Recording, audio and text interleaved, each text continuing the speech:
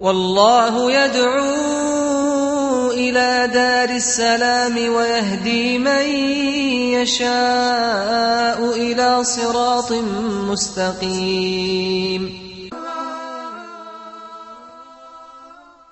Assalamu alaikum wa rahmatullahi wa barakatuh.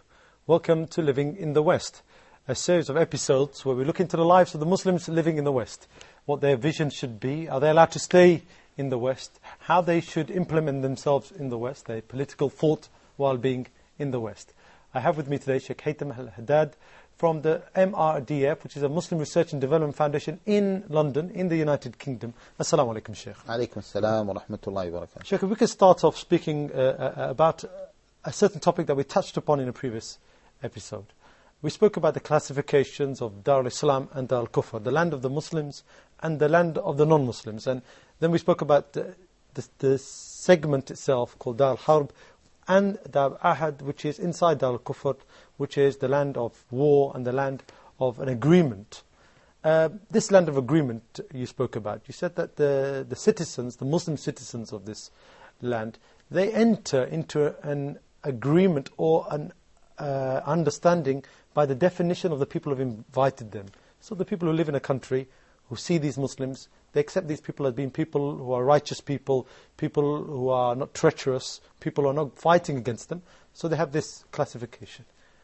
This is all good and well, but some people may say to you, Sheikh, how do we uphold these so-called tacit, implied conditions upon us when we as Muslims are not constrained by boundaries? We are one ummah. Our ummah is attacked in one place by maybe the country we're living in.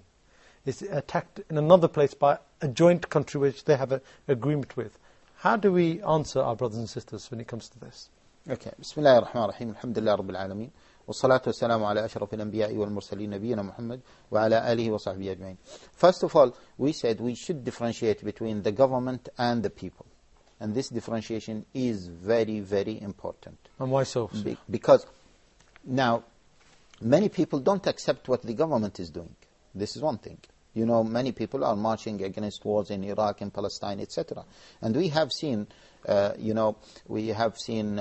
caravan that has been launched by some British people. Viva Palestina. Yeah, okay, leaving to Palestine by cars, and there more than 30 trucks are moving from the parliament in London, etc. And we have seen many people in France, for example, millions of people marched against war in Gaza, etc. So the people might not accept what the government is doing. This is one thing. The other thing is, if you are living among the people, the social contract that we have mentioned, is manifested clearly between the individuals and the other individual citizens. So the other citizens, your neighbor is a non-Muslim.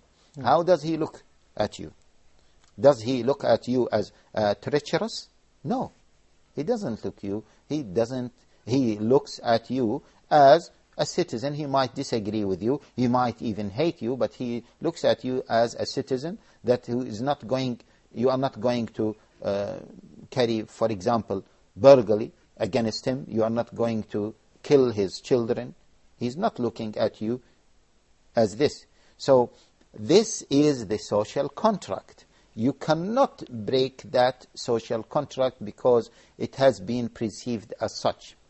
Now, if you want to say, but we are one body, and because there are implications, we Muslims, have been attacked in some places, in Iraq, in Afghanistan, in Palestine, and what is our duty? We don't want to talk about the duties. Yes, there are many duties that you have to perform for those Muslims, but this doesn't mean that you can break that social contract between you and the other people.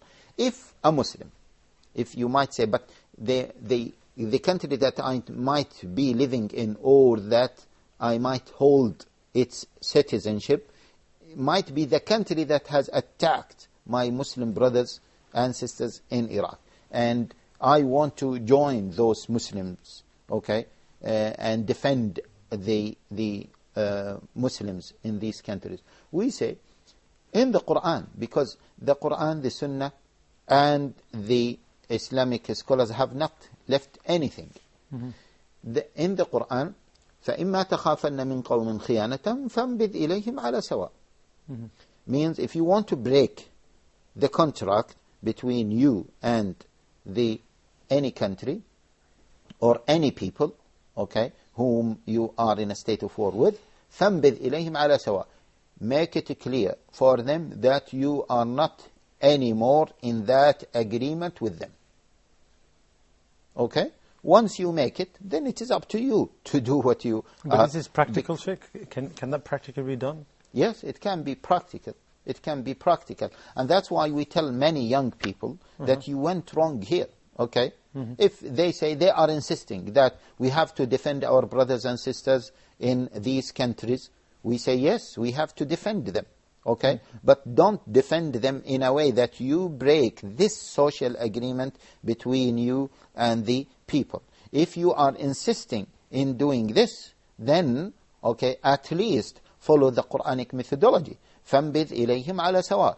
Make it clear that you are not anymore a citizen of that country, and you are not anymore in kind of agreement with this country or with the inhabitants of this country, and then it is up to you, because you are not bound with any country, and you bear the consequences of what you do.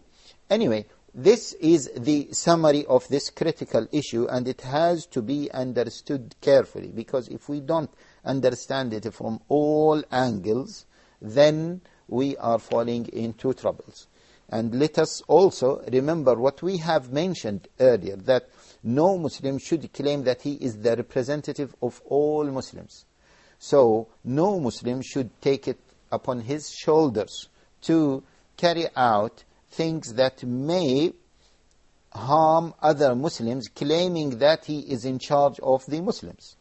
Okay, this is a very critical issue in terms of how Muslim deals with the non-Muslims around him, with the non-Islamic countries around him in the current context. Okay, now this is quite clear now, you've made it clear, but one point, or a very long point, shall we say, is that because of this classification itself, many people, and these are new terms have come up from certain people and certain scholars, if we can call them scholars, certain thinkers. Because of this classification of Dar Harb and Dar Ahad and also what we can call it Dar Kufr, we have new classifications like Dar Dawa or Shahada, for example. Why are these classifications not used instead? You gave a reason before, because they don't have a legacy maybe, but shouldn't these be used in terms of at least giving a broad understanding to what's happening? Okay. These classifications, see, the problem of these classifications that they are not coming from usuli people. Okay? Explain what you mean by this. From people who have knowledge in usul al-fiqh. That's why you will find so many flaws in these classifications. First of all, just in a very simple, unacademic way, you can say that, but is there any contradiction between Dar al-Ahd, Dar al-Da'wah, Dar al-Shahada, and Dar al-Islam and Dar al-Kufr? Well, let's get some... What do we mean For example, a Dar al-Kufr is Dar al-Shahada and Dar al-Da'wah. There is no contradiction, so you cannot use this classification, Dar al-Da'wah or Dar al-Shahada, the land of testimony, is as a replacement for the classification of Dar al-Kufr. Why is that? Okay? Why is that? Because ad-Da'wah is obligatory upon you, whether you are living in Dar al-Islam or whether you are living in Dar al-Kufr. So even if you are in Dar al-Kufr, it is Dar al-Kufr and Dar al-Da'wah. It is Dar al-Kufr and the land of testimony, because Allah Jalla wa Ala made us the shuhada. لِتَكُونُوا شُهَدَاءَ عَلَى النَّاسِ. So we are shuhada ala nas, whether we are living in Dar al-Islam or whether we are living in Dar al-Kufr. So there is no contradiction. And why is this flaws taking place? Because the criteria of classification is not one. what do I mean by that? From just a rational point of view, once we want to classify the human being, we say a human being is either male or female. Yeah? Can we say a human being is either male, female, or long? No. Why? Because this is an attribute of the both of them. Because both of them exactly, yeah. Of both of them. So he is a male and he might be long or short. She is a female and she might be long or short. The main thing is that a classification criteria is not the same. You are classifying the human being into a male and a female based on the gender. Yes. Something which is a unique and clear definition. Exactly. But you are not classifying the male or the female to tall and short, based on gender.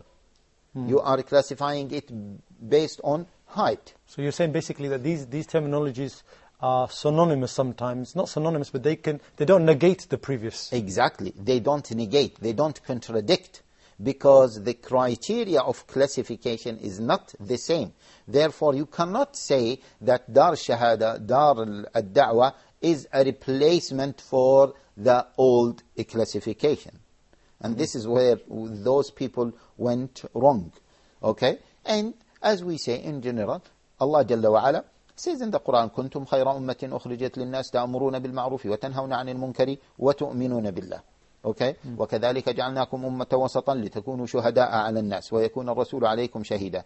تكونوا شهداء على الناس, or to enjoin the good and forbid the evil wherever you are, wherever the Muslims or wherever the people are living. So still Dar al-Islam is considered to be Dar al-Da'wah because you give da'wah to Muslims. Dar al-Islam is Dar al-Shahada because تكونوا شهداء على الناس, even in Dar al-Islam, because we are the witnesses that we have given those Muslims living in this Muslim country da'wah, and we are witnesses that the Prophet sallallahu alaihi wasallam legacy and the Quran have reached us.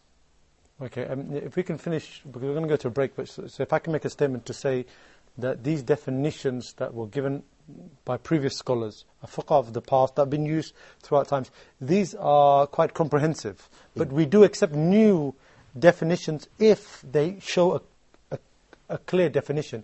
Otherwise, we accept them to be a part, like you said, the da'wah is part of both of these definitions. But the question we're going to start maybe in the second part is, why are we seeing these new definitions trying to take over totally? This is a question we'll start. We'll leave it there. We'll take a short break and inshallah return in a couple of minutes. Please stay with us in Living in the West.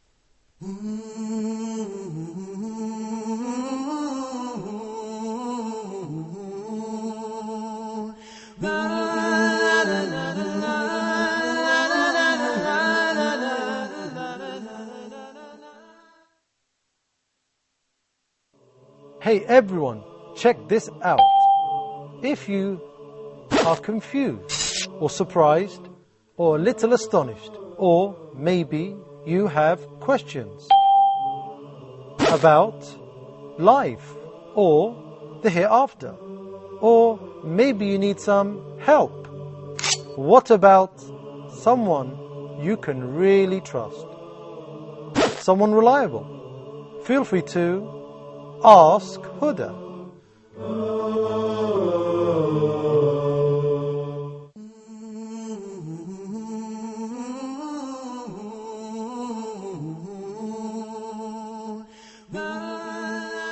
Assalamu alaikum wa rahmatullahi wa barakatuh. Welcome back to Living in the West.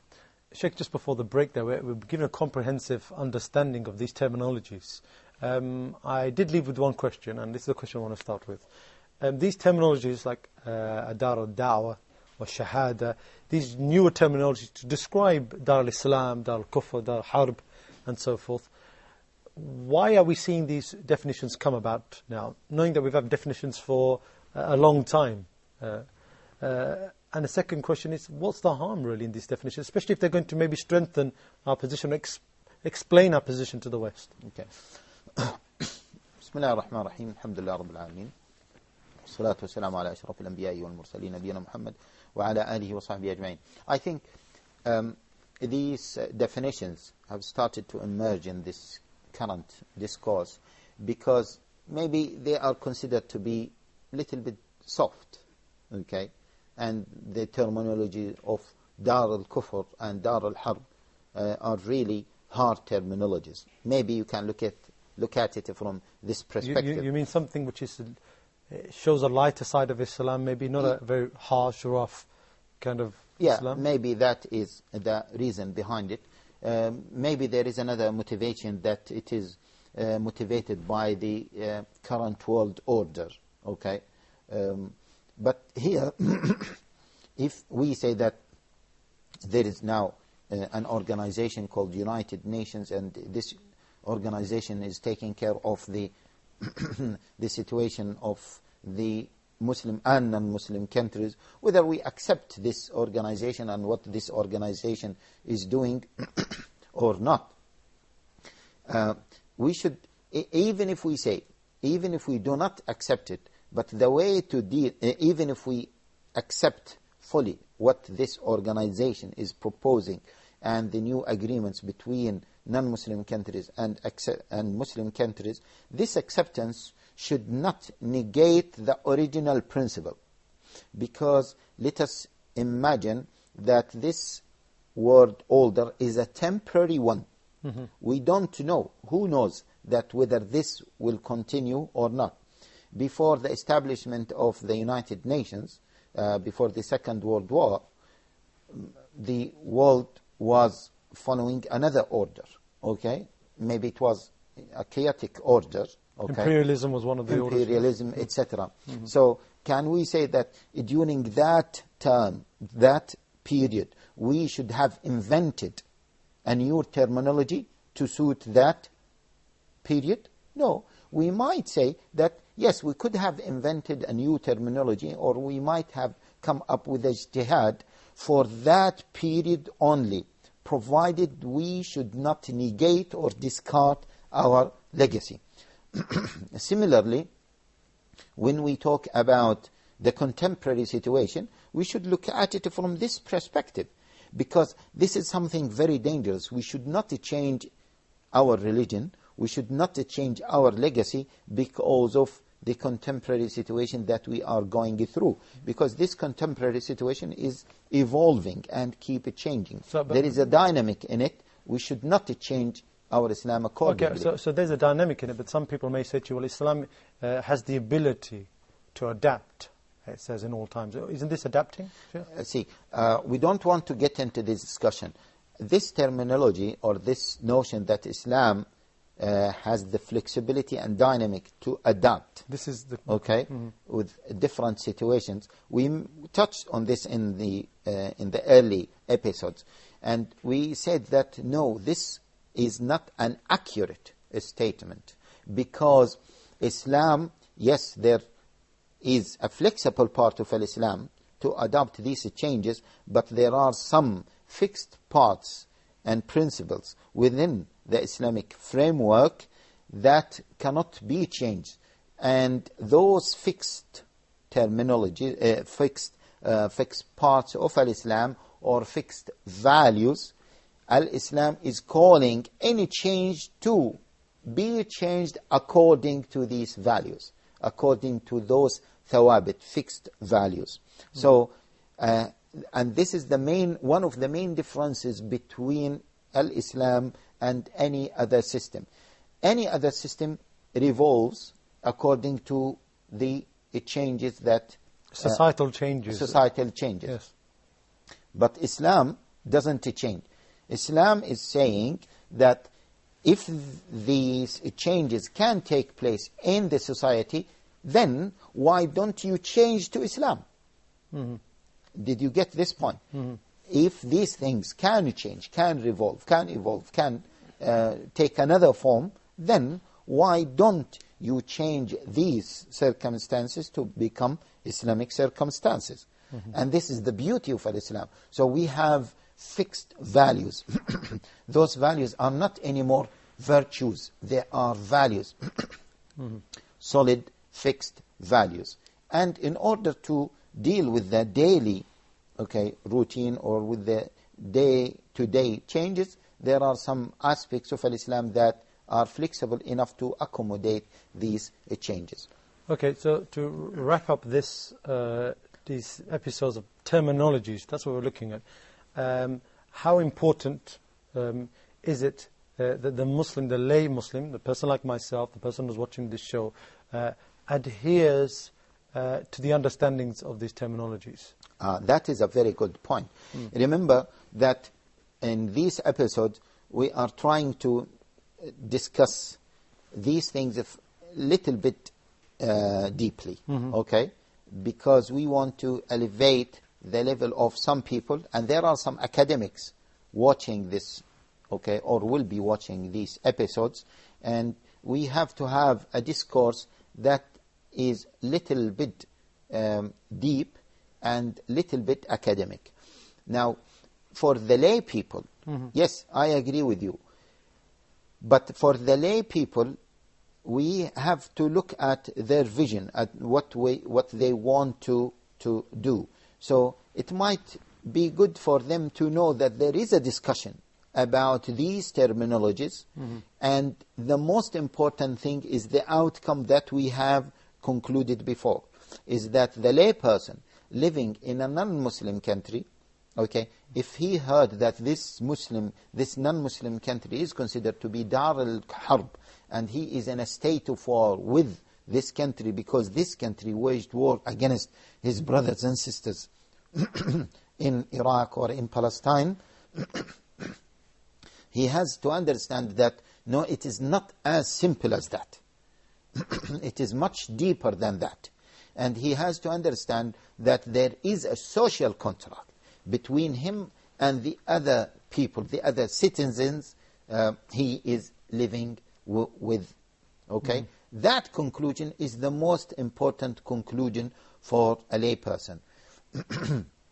For some other reasons, or for some other aims, what do we want to achieve on a societal level, from an academic point of view, this discussion is important. And this discussion is not really needed by the lay person. So here we are trying to cover, and we are trying to cater for the academic people or the strategy making people, the policy making Muslims, okay, living in the West, and the leaders of Muslims in the West, and the lay people as well. And remember that in many circumstances we said that we cannot come up with an answer.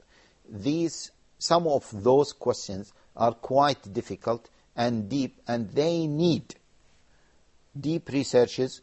They need collective ijtihad carried out by fiqh, by council fiqh, or fiqh of councils in different places, like the fiqh council in Mecca, and the fiqh council in Jeddah, and the fiqh council in India, and etc. They are the people qualified to come up with answers for some of the questions that we have highlighted before. Okay, and so this is quite clear now to the lay person. This is the attitude he should have.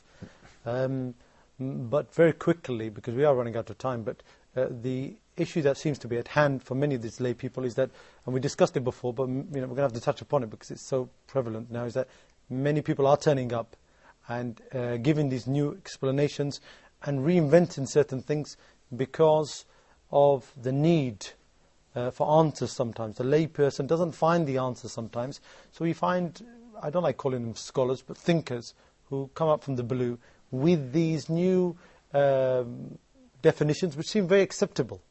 How should they see these people? And this is a very important topic in terms of being steadfast on what they believe, Shaykh. Yes.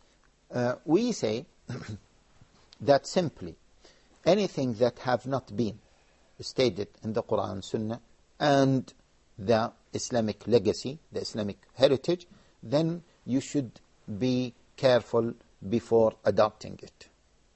Okay? This is in general. And if there is something that have been well established in Quran, Sunnah, and in our Islamic legacy, then okay, you can take that and you can be firm on it. That is for lay people, because sometimes they are unable to differentiate. Now, if they say, well, we don't know whether this is a matter of consensus, is it a matter that has been well established in the Quran and Sunnah, we say, if you are doubting this, just leave the matter and go back to what have been established in Quran, Sunnah, and in our Islamic heritage. Just go back, stick to it. And yes, for some lay people, these things are not really needed, because they have different issues to worry about. But it is good for the Muslim discourse to be aware of the underlining discussion behind those terminologies that have been... and it's not as very simple, like you said. We shouldn't tell our brothers to see that as a black and white issue. There's more complications to it as well. Exactly. Okay. And that might be a good conclusion for this discussion. Jazakallah Shaykh Haitham Al-Haddad. That's Shaykh Haitham Al-Haddad from the Muslim Research and Development Foundation in the UK, an organisation and a think tank which looks into solutions for Muslims living in the West. We too are looking for solutions for you and our brothers and sisters who live in the West and those who are living in the East. Until next time, I leave you with Assalamu alaikum wa rahmatullahi wa barakatuh.